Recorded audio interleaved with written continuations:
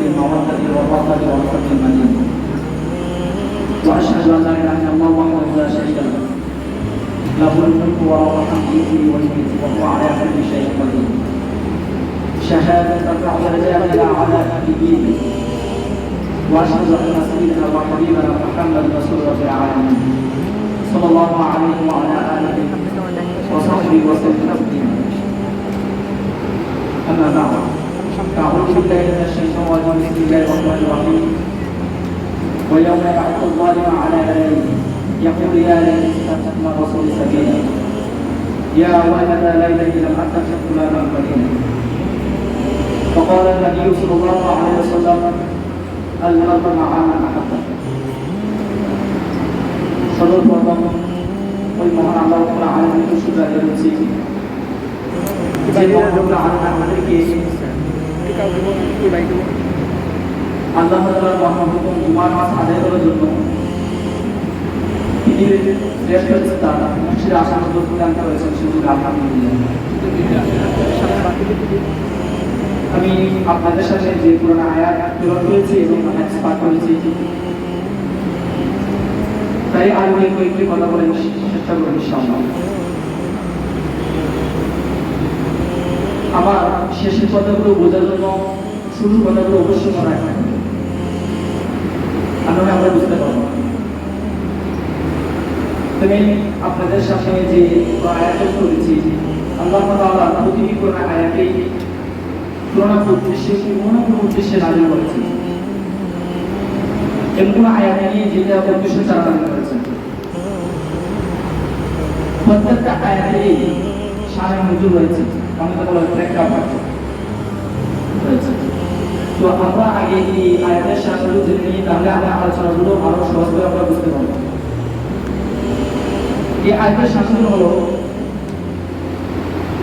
তৎকালীন যুগে রাসূল সাল্লাল্লাহু আলাইহি ওয়াসাল্লাম জামানায়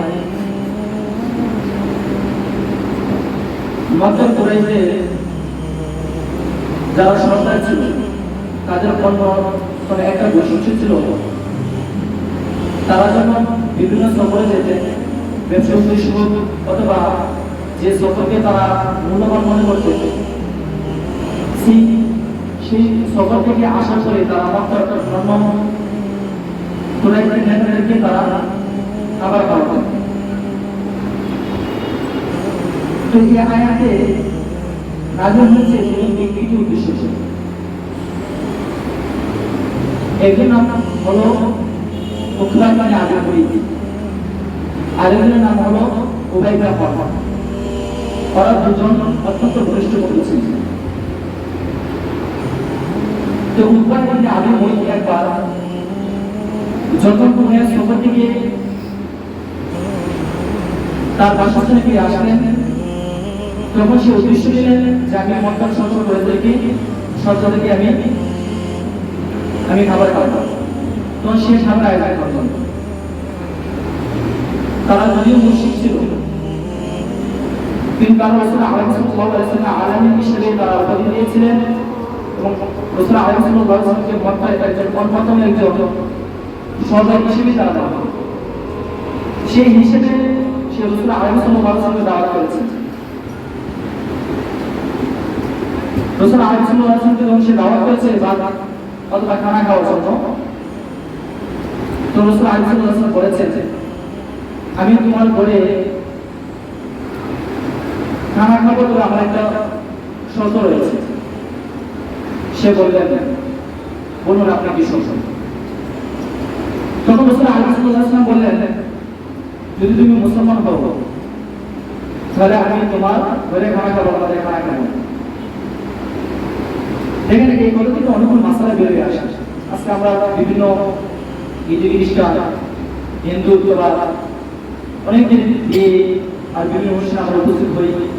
রাসূল কি বলেছেন আমি তোমার ঘরে তখনই খানা খাবো যখন তুমি মুসলমান হবে, বলে আমি খানা খাবো। যাই সে মুসলমান হয়েছে, উকবা ইবনে আবি মুঈত সে মুসলমান হয়েছে। তো রাসূল গিয়েছে খানা খাওয়ার জন্য। এদিকে তার কষ্ট বন্ধু উবাই ইবনে খালদ শুনতে পেল যে তার প্রাণপ্রিয় বন্ধু মুহাম্মদের জন্মদিন নিয়ে তার দাওয়াত ধর্মকে ছেড়ে দিয়েছেন। তখন সে অত্যন্ত রাগান্বিত হয়ে সে তার বাড়িতে আসলো, তার বন্ধু বাড়িতে আসলো, উৎবাই মানে আবি মহিতার বাড়িতে আসলো। আশা বললো, বন্ধু শুনেছি তুমি নাকি মোহাম্মদের ধর্ম গ্রহণ করেছো, আমাদের বাবুর ধর্ম ছেড়ে দিয়েছো, আবার তাকে তোমার ভাইদের খাওয়ার জন্য তুমি তাকে ইনভাইট করেছো, তোদের কি সত্য? সে বলল না। আর রাসূল আলাইহিস সালাম মধ্যে অন্যতম একজন সর্দার, আর এই সেই সর্দার আমার ঘরে খানা ভক্ষণ করবে না, সেটা কখনো হতে পারে না। তখন উবাইয়ের বল বললো, আমিও তোমার ঘরে খানা ভক্ষণ করবো। তখন উৎপাদ সে আসা, আমি কি বলবো, আমার প্রাণপ্রিয় বন্ধু, ছোটবেলা থেকে তার সাথে আমার বন্ধুত্ব হতো, সে আমার ঘরে খানা খাবে না, কেন খাবে না? ও যতক্ষণ পর্যন্ত তুমি মুহাম্মদের ধর্ম পরিত্যাগ না করবে এবং আমাদের ধর্ম ফিরে না আসবে এবং রাসূল আরবি সাল্লাল্লাহু আলাইহি ওয়াসাল্লাম মুখে তুলে না বলবে নাউযুবিল্লাহ, ততক্ষণ পর্যন্ত আমি তোমার ঘরে ভক্ষণ করবো না, তোমাকে বন্ধু হিসেবে স্বীকৃতি দিব না। তখন ওই উবাইদের কথা শুনে আবি মুঈদ সে সত্যি মুহাম্মদের ধর্ম ত্যাগ করে সে রাসূল আরবি সাল্লাল্লাহু আলাইহি ওয়াসাল্লাম মুখে গিয়ে পেয়েছেন, নাউযুবিল্লাহ। তো দেখেন এখানে সে মুসলমান হয়েছিল, কিন্তু তার বন্ধু ছিল অত্যন্ত খারাপ, তাকে আবার প্রপোজ করে দিয়েছে। কিন্তু আরেকটা অর্থ কি, এইগুলো সামঞ্জস্য, যে একজন বন্ধু আরেকজন বন্ধু কথা শুনে সে মুসলমান ত্যাগ করে সে আবার কাফের হয়ে গিয়েছে, এবং ওই দুটো ব্যক্তি মধ্যে থেকে যে মুসলমান হয়েছিল আবার সে আবার কাফের হয়েছে, তারপর আয়াত রয়েছে সে কিয়ামতের দিন ওয়া ইয়াউমা ইয়াকুমু যালিমু আলা ইয়াদাইহি, সে কিয়ামতের দিন তার এই আমলের বাড়ি থেকে শুরু করে কবর পর্যন্ত সে কামড় থাকবে, নিজের মুখ দ্বারা সে কামড় ইয়াকুলু ইয়া লাইতা ইস্তাগফারতু মা রাসূলি সাবিলা, এবং সে আফসোস করে বলবে, আই হায় যদি আমি রাসূলকে বন্ধু হিসেবে গ্রহণ করতাম তাহলে মদিনা বলা হতো, ইয়া ওয়াইলাতা লাইতানি লাম আত্তাখিজ ফুলানা খলিলা, আমি অমুক দুষ্ট বন্ধু যে আমাকে পথভ্রষ্ট করে দিয়েছে, উবাইদের পথকে যদি আমি বন্ধু হিসেবে গ্রহণ না করতাম তাহলে মদিনা বলা হতো। সে কেবল বলে এই আঙ্গুলের মাথা থেকে শুরু করে বক্তব্য পর্যন্ত কাঁপাবে, আর সে এই কথাগুলো বলতে থাকবে, কেন আমি মোহাম্মদের বন্ধুত্ব ছেড়ে অমুকে বন্ধুত্ব করার সময় মোহাম্মদ বন্ধু হয়েছিলাম, আর মুসলমান ত্যাগ করে আজ আমি চিরস্থায়ী জাহান্নামে হয়ে গেলাম, সে এই কথাগুলো বলতে থাকবে। তো এই আয়াতটি তখনই শেষ, তাই কেমন আছে কেমন আছে? আচ্ছা না এই আয়াতের হুকুম শেষ হয়ে গেছে বলি যে উবাইদ আবি মুঈদ এবং উবাইদের মধ্যে সীমাবদ্ধ এরকম। এখন আমরাও যদি এরকম কোনো দুষ্ট বন্ধু যে আমাকে পথভ্রষ্ট দিকে নিয়ে যাবে, যদি এই বন্ধুকে গ্রহণ করি এবং এও যদি গ্রহণ করি, তাহলে এটা বলতে হবে যে আমাকেও আঙ্গুলের মাথা থেকে শুরু করে কবর পর্যন্ত আঙ্গুল কামড়াবো, আর বলতে থাকবো আয় হায় যদি আমি অমুককে বন্ধু হিসেবে গ্রহণ না করতাম, আয় হায় যদি আমি অমুককে বন্ধু হিসেবে গ্রহণ না করতাম আমার বন্ধুই পাবো, ইয়া ওয়াইলাতা লাইতানি লাম আত্তাখিজ ফুলানা খলিলা, আমি অমুককে বন্ধু হিসেবে গ্রহণ না করতাম তাহলে মদিনা বলা হতো। আজকে আমাদের অবস্থা এমন দাঁড়িয়েছে, যারা আমরা এখানে রাখবা, যারা আমরা নিজেরা নবীর ওয়ারিস হিসেবে দাবি করি, তারাও ওই ইহুদি খ্রিস্টানদেরকে কেমন ভাবে বন্ধু হিসেবে দিচ্ছে যে এটা মুখের ভাষা বলা সম্ভব হবে না। ইহুদি খ্রিস্টানরা প্রতিনিয়ত আমাদেরকে কিভাবে ধ্বংস করবে সেই তারা ফিকির করে, আর আমরা মুসলমানরা তাদেরকে কিভাবে বন্ধুত্ব হিসেবে গ্রহণ করতে হবে আমরা ফিকির শিখি। আচ্ছা কথা কি বাস্তব না?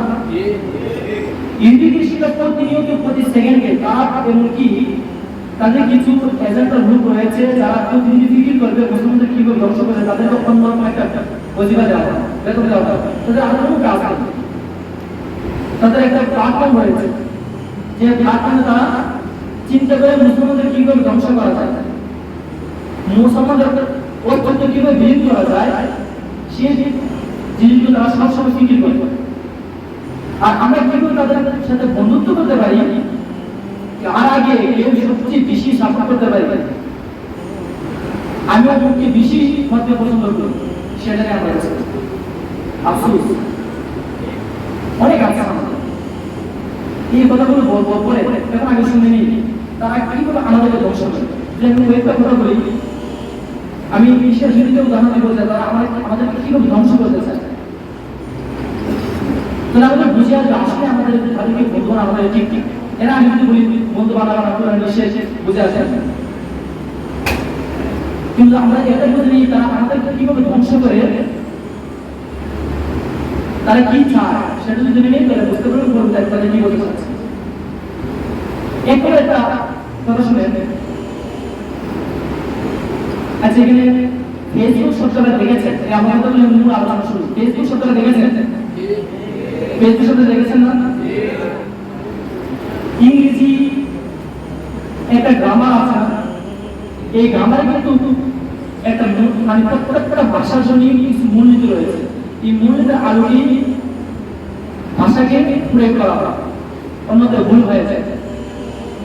ঠিক তেমনি ইংরেজিতে একটা গ্রামার রয়েছে।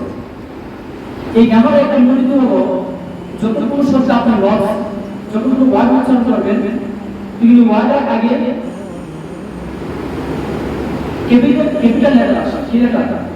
ক্যাপিটাল লেটার মানে বড় হাতের, কি হাতের? বড় হাতের। আর স্মল লেটার হলো ছোট হাতের, কি হাতের? ছোট হাতের। তখন আপনি বলেন তো এগুলো ফেসবুক শব্দটা, এই ফেসবুক শব্দটা তৈরি করেছে ইংরেজরা। তারা এত ইংরেজি ভালো জানে, তারা এত গ্রামার ভালো জানে, তারা ইংরেজি পারদর্শী, তাদের হাত থেকে ইংরেজি চলে আসছে, তারা যেন এগুলো শব্দের মধ্যে ভুল করেছে। ফেসবুক শব্দটা সর্বপ্রথম যে শব্দটা হরফটা, সে হরফটা কিন্তু এই স্মল লেটার, কি লেটার? তো এখন এই ব্যাকরণে যে ভুল হয়েছে না ভাই, ব্যাকরণে ভুল হয়েছে না? এখন বলেন তো কে বলে যে এখানে কেন তারা ভুল করেছে? আরে ভাই এখন ইচ্ছে কিছু বসে বসে করেছে। তার উদ্দেশ্য, আরে মুসলমান তোমরা আমাদের যে আমরা যে খ্রিস্টান, আমরা যে তারা যে ক্রিয়া আছে ক্রস ব্যবহার করে, ক্রস ক্রস ব্যবহার করে, তোমরা এই ক্রস পছন্দ করো না। তারা এইভাবে বলতেছে মুসলমান তোমরা পুরুষের বিরুদ্ধে কথা বলো। আরে আমি এমন সিস্টেম তৈরি করবো আমাদের পুরুষগুলো ঢুকেছে, তোমাদের পকেটে পকেটে আমাদের পুরুষগুলো কি করবে? আজকে আমাদের পুরুষের বিরুদ্ধে করতেছে। মুসলমান বুঝতে পারবা তোমাদের প্রত্যেকের হাতে আমাদের পুরুষগুলো ধরে দেবে। এখন তারা এই পুরুষকে কেন ব্যবহার করে বুঝেন? তারা বলে তো ঈসা আলাইহিস সালামকে যখন হত্যা করা হয়েছিল তখন ঈসা আলাইহিস সালামকে এইভাবে রাখা হয়েছে, এইভাবে শরীরে রাখা হয়েছিল, হাতগুলো বাঁধা রাখা হয়েছিল, আর এইভাবে রাখা হয়েছিল, এইভাবে ঈসা আলাইহিস সালাম হত্যা করা হয়েছে। তারা এটা মনে করে এই এই পুরুষকে ব্যবহার করে। এখন যখন ফেসবুক শব্দের জন্য এই একটা লাগে, তখন আমরা তো তাদের একটা আরো ভাগা করি না, কিন্তু তারা কিন্তু পরিপূর্ণ ভাগা করে না। একটা কিন্তু মাত্রা কিন্তু সুন্দর হয়েছে, একটা মাসিক খেলা যেভাবে সুন্দরটা কি করে এই একটা মাত্রা সুন্দর হয়েছে। তার উদ্দেশ্য আমি ভুল করেছি, ঠিক আছে, এটা করে বলতে পারে আমার ফেসবুক শব্দটা এক সপ্তাহ আমি স্মলটা ব্যবহার করেছি, আমার ভুল হয়েছে, কোনো সমস্যা নেই, কিন্তু প্রত্যেকটা মুসলমানের পকেটে আমার পুরুষ ঢুকে দিন। এটা তার চিন্তা, এটা তাদের চিন্তা থেকে বলবো। তাদের চিন্তা হলো মুসলমানকে ধ্বংস করে দেওয়া, আর আমি তাদেরকে ধ্বংসশীল করে দিচ্ছি। হচ্ছে কি না? এই বলছি না আজি এখানে আমাদের ইমানগুলো তারা কি ধ্বংস করছে, আমরা একটু কি করি কোথাও আসি ভাই। ইমান অত্যন্ত মূল্যবান জিনিস, তারা প্রতিনিয়ত আমাদের ইমানকে ধ্বংস করার জন্য তারা লুক লাগিয়ে গেছে, আর আমরা প্রতিনিয়ত তাদের সাথে বন্ধুত্ব স্থাপন করার জন্য আমরা উঠে পড়ে গেছি। এটা মনে থাকবে ফেসবুক শুধু তারা কেন ব্যবহার করেছে, কেন কেন তারা বলতেছে মনে থাকবে গুরুত্বপূর্ণ বিষয়। যে কোনো সময় এটা আলোচনা করলে মানুষ আপনার এখানে গ্রহণ করবে। এরপর আসা তারা যখন দেখেছে যে মুসলমানদের আরো কিভাবে ধ্বংস করা যায়, তখন তারা বিভিন্ন সময় অনেক তারা পন্থা গ্রহণ করে। এর মধ্যে একটা পন্থা গ্রহণ করেছে, তারা রাগ স্কুল করেছে। কি স্কুল ভাই? রাগ স্কুল করেছে। ওই রাগ স্কুল শহর অঞ্চলে পাবেন না, খুব কমই এরকম পাবেন যে শহর অঞ্চলে রয়েছে। এই রাগ স্কুল গ্রাম অঞ্চলে তারা জমিয়ে দিয়েছে, কারণ তারা এটা মনে করে গ্রাম অঞ্চলের মুসলমান সহজ সরল হয়, যদি তাদের কাছে কাছে আমাদের ব্রাইট স্কুল ঢুকিয়ে দেওয়া হয় এবং আমাদের অন্য করে তাদের বাচ্চাদেরকে পড়ানো হয়, তাহলে তারা সহজেই খ্রিস্টান ধর্ম অবলম্বনকারী হয়ে যাবে, মুসলমান থেকে তারা ঘৃণা করতে শুরু করবে। এই ব্রাইট কি শিক্ষা দর্শন একবার একটা কাহিনী সম্পূর্ণ কুড়িগ্রাম হয়েছিল এটা, এবং এটা সত্য কাহিনী, এটা খুব ভাইরাল হয়েছে যে তারা কিন্তু মুসলমানদের ধ্বংস করে দেবে। আমাদের দেখবেন এই ব্রাইট স্কুলে কোনো পুরুষ নেই, মহিলাদেরকে দিয়ে ক্লাস করা হয়, দেখেন তারা কিভাবে আমাদের ধ্বংস করতে চায়। এই ব্রাইট স্কুলে কোনো পুরুষরা হয় না, মহিলাদেরকে দিয়ে ক্লাস করা হয়। কেন? যাতে গ্রাম বা সহজ মহিলারা ওদের সাথে সহজে মিশতে পারে, সহজে আসতে পারে এবং শুনে তাদের সন্তানদেরকে এই ব্রাইট স্কুলে দিতে পারে। তো ব্রাইট স্কুলে কি বলি ভাষা একবার স্কুলে ম্যাডাম তার সমস্ত স্টুডেন্টকে বলে দিল দাঁড়াও, তারা দাঁড়াবার পর বলেছে তোমরা হাত দিয়ে বলে বলো,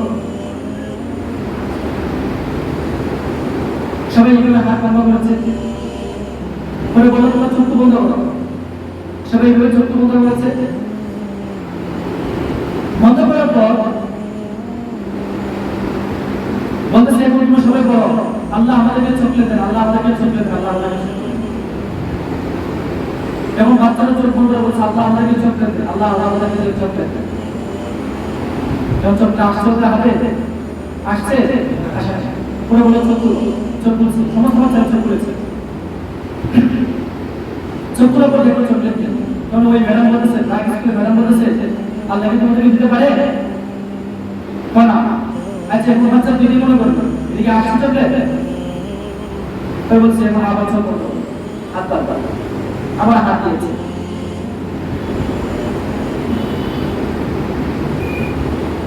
এখন বলতেছে যে ঠিক আছে, এখন তুমি একটা ছাত্রকে বলবো তুমি প্রত্যেকটা স্টুডেন্টের হাতে একটা ছাত্র দিয়ে দেবে, এই চোখ কেউ বলবো কেউ চোখ বলে বলতে পারবে। ওই চোখটা এক পর্যন্ত সমস্ত স্টুডেন্টের হাতে চোখের পৌঁছে দিয়েছে এবং বলো চোখ তোমাদের হাতে চোখের এসেছে, সবাই একবার বললো হ্যাঁ, বলতে গিয়ে দিয়েছে আল্লাহ দিয়েছে ম্যাডাম দিয়েছে, তো ম্যাডাম দিয়েছে।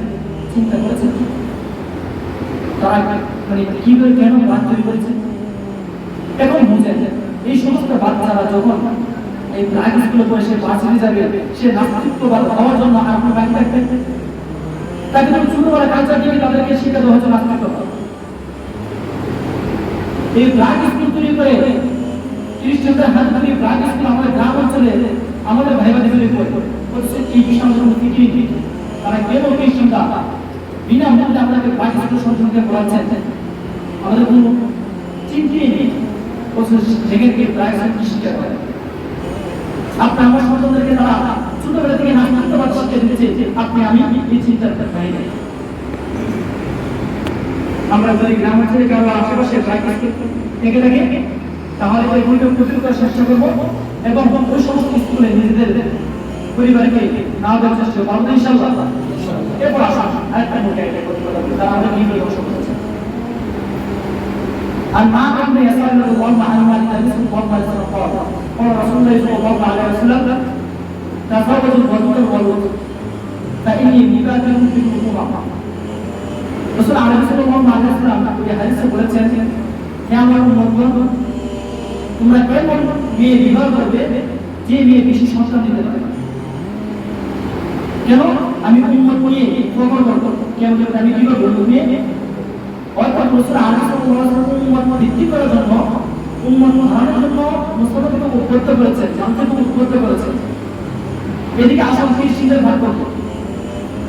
আপনারা বিভিন্ন গাড়িতে বিভিন্ন স্কুলে লেখা থেকে দেখবেন এখানে লেখা রয়েছে দুটি সন্তান একটি হলে ভালো হয়।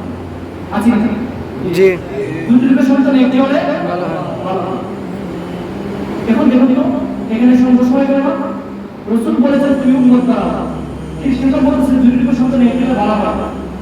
এরপর ওই রাসূলের কথাগুলোকে তারা কিভাবে এই জাতীয় মুসলমানরা এই রাসূলের কথা প্রভাবিত না হতে পারে অথবা প্রভাবিত হয়েও কার্যকর না হয় সেই চিন্তা থেকে করে তারা বলেছে সিজারের ব্যবস্থা। কিসের ব্যবস্থা ভাই? এখন বলুন, একটা মহিলা মসজিদের নেয় সর্বোচ্চ 3টা সংস্থা নিতে পারে, 4টা সংস্থা নিলে রিস্ক হয়, কেউ 2টা একটা নিয়ে শেষ করে দেয়। এখন রাসূল থেকে বলেছেন তুমি উম্মত বেশি হয় এরকম মহিলা থেকে বিবাহ করো, যাতে উম্মত বৃদ্ধি হলে আমি কিয়ামতের মধ্যে আমার উম্মত বেশি হয়েছে অন্যান্য নবীদের উম্মতের উপর অন্যান্য নবীদের উপর আমি সফর করব। এদিকে আবার বলছে ফিলিপের সন্তান এর ভালো হয়। এখন এদের কথাটাকে বাস্তবায়ন করার জন্য রাসূলের কথাটাকে কার্যকর না হয় সে পন্থাটা অবলম্বন করেছে সিজারে করেছে। তারা সিজার করে রাসূলের এই কথাটা সত্য করে দিয়েছে, আমাদের কোনো খবরই নেই। তারা সিজার করেছে। দেখেন তারা প্রতিটা মুহূর্তে প্রতিটা নিয়মে প্রতিটা পদক্ষেপে তারা এই আমাদেরকে কিভাবে ধ্বংস করা যায়, কিভাবে জড়া থেকে নিয়ে দেওয়া যায়, তারা সেই বিষয়ে শুরু করে। আর আমরা প্রতিটা মানুষের সাথে কিভাবে গন্তব্য করি সেই শিখি। এবার আরেকটা আসা বিভিন্ন জায়গায় দেখেন না, যখন কেউ মৃত্যুবরণ করে তখন এরা আগে আগে দাঁড়ানো হয়, একটু মানে কোন সুগন্ধি জাতীয় দেওয়া, এটা সুন্নাহ লেখা আছে মুস্তাহাব, এটা যে সমস্যা আছে। কিন্তু আপনাকে জানেন বর্তমান আগ্রহতা দিয়ে কি তৈরি হয়েছে, এই কি ভেবেছেন অথচ আপনাদের চাচার শিওরে আগ্রহতা চলছে। একটি ভেবেছেন যে আগ্রহী বন্ধরা কেন্দ্রের দুর্গন্ধ আগে তো সুগন্ধি পঞ্চম দুর্গন্ধ সহ্য করা যায় না। এই আগ্রহতা তৈরি হয় দুইটা জিনিস, অনেকগুলো প্রধান সেলের মধ্যে সবচেয়ে বাজার মধ্যে সবচেয়ে নামটা পচা সবচেয়ে খারাপ যে কেমিক্যাল, এই কেমিক্যালকে আগ্রহতে বান্ধব তৈরি করে। 2 নম্বর, এই আগ্রহতে উপাদানগুলোর মধ্যে রয়েছে গরুর লেদা। আমরা জানি কি আগ্রহী কি রয়েছে? গরুর লেদা রয়েছে। এই দুইটা জিনিস আগ্রহ তৈরি করে বর্তমান যে আগ্রহ। দেখেন বিভিন্ন জায়গায় আপনার আগ্রহ থেকে এখানে থেকে যে মানে হিন্দুদের কি একটা ছিল তাদের লেখা লেখা, কারণ হিন্দুরা তারা গুরুর প্রস্তাবকে এবং লেখাকে তারা কি করে পবিত্র মনে করে, এই জন্য তারা কি আগ্রহতে চায়। ওরা তৈরি করেছে মুসলমানদেরকে ব্যবহার করার জন্য, আর ওরা প্রতিদিন যখন দুর্গা কথা বলে অনুষ্ঠান করে কোন আগ্রহকে চালিয়ে শুনতে এগুলো করে। দেখেন ওরা এগুলো করে কেন? তারা মনে করছে আমার গুরু, আমার মা, দেবতা দেবতা গুরু আমাদের জন্য পবিত্র, এই জন্য আমরা পবিত্র দিয়ে দোকানে পবিত্র কি বলছে পবিত্র করেছে। অথচ তারা মুসলমানদের মধ্যে ঢুকিয়ে দিয়েছে, আর আমরা তাদের বাইরে বাইরে করেছি, তাদের বাইরে তাদের দরিদ্র হয়ে তারা যে কাজটা করা দরকার আমাকে বের করেছে।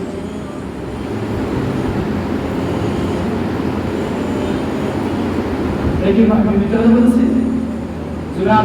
নাই কি মন্দির বাধা দেওয়া হয়েছিল, ঠিক আছে? ভিন্ন কথা বললে অনেক আলোচনা চলে যাবে। আমরা তাদের দরিদ্র হয়েছে, আমরা তাদের মন্দির বাধা দিয়েছি। আর আমাদের মসজিদ তারা ভেঙে চুরমার করে দিয়েছে, মুসলমানদের হত্যা করেছে হিন্দুস্তান, তবুও কোনো হিন্দু ভাই দরিদ্র এসে আইসা একটা মসজিদকে হত্যা করা হয়। আর আমরা মুসলমানদের দরিদ্র, আমরা মন্দির বানাই, আমাদের মসজিদ থেকে দেখে এটা আমরা যাই হোক। এই কাহিনীগুলো উপর আমার উদ্দেশ্য হলো দেখে তারা প্রতিটা মুহূর্তে আমাদের কিভাবে ধ্বংসমূলক প্রতিনিধি তারা ফিকির করছে, আর আপনি আমি তাদের সাথে বন্ধুত্ব স্থাপন করার জন্য কিভাবে আমরা লেগে পড়ে আছে। এখন আসুন যে আমার এই গণমাধ্যমে বুঝতে পেরেছেন যে সমস্ত গণমাধ্যমে তারা কিভাবে আমাদেরকে ধ্বংস করতে চায়, বুঝতে পেরেছি তো? পেরেছি।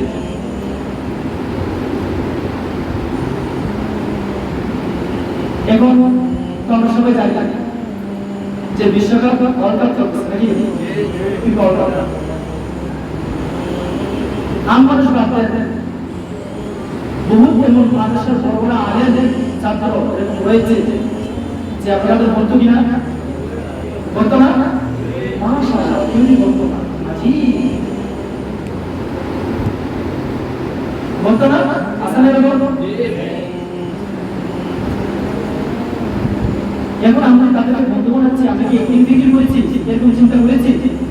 যে কিয়ামতের ময়দানে ওই উৎপাদনে আমি ময়দানের মতো আমার কাম করে মাথা থেকে শুরু করে বগল পর্যন্ত কামড়া আবার বাহায় যদি আমি মিছিল যদি বলতে শুরু করলাম কথা ইয়া ওয়া লা ইলাহা ইল্লাল্লাহ লা তাসুল্লাহ লা খলিলা আই হাজা আমি এইভাবে বলতে শুরু করলাম কথা আমার হাত আর কামড়াবো আর বলবো হাই হাই আমি খ্রিস্টান মোহাম্মদ যদি বলতে শুরু করলাম কথা যে ব্যক্তি বিবাচারী তিনটা বাচ্চা সন্তান হয়ে ফেলেছে আমরা জানি কোন ধর্মই যদি ইসলাম ধর্ম সমস্ত সমস্ত ধর্ম হাতিয়ে তারপর কোন ধর্মে অ্যাকসেপ্টেড বিষয় হয় যে বিবাহ দ্বারা কোন সন্তান জন্ম দেওয়া এটা সম্পূর্ণ প্রত্যেকটা ধর্মের মধ্যে এই বিষয়টা উল্লেখ রয়েছে যে বিবাহ দ্বারা কোন সন্তান জন্ম দেওয়া হয় সেটা হলো তার সন্তান আর ওই খ্রিস্টান মোহাম্মদ এবং বিভিন্ন বিভিন্ন যারা সেলিব্রিটি রয়েছে তারা বিবাহ দ্বারা সন্তান তারা দিচ্ছে এবং এটা আমরা যারা সত্য তাদেরকে বলতে শুরু আমরা মনে করছি আমি কি বলতার মতো হবো না আমি বলতার মতো হবো না জি আল্লাহ তাআলাকে হেফাজত করুন কেন আজীব বিষয় আমরা এখানে দিকে কোনো কমে ওরা জানি না আমাদের কি অবস্থা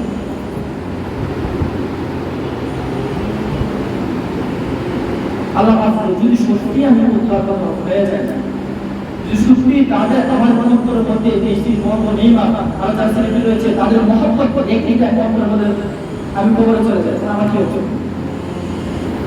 তখন আমার কি অবস্থা তখন আমার কোন বলাটা একটি কথা বলতে পারবো ইয়া ওয়াইলাতা লা ইলাহা ইল্লা আনতা বিসমিল্লাহ এই কথা বলা ছাড়া কোনো কথা দেখতে এই কথা বলা ছাড়া কোনো কথাই নেই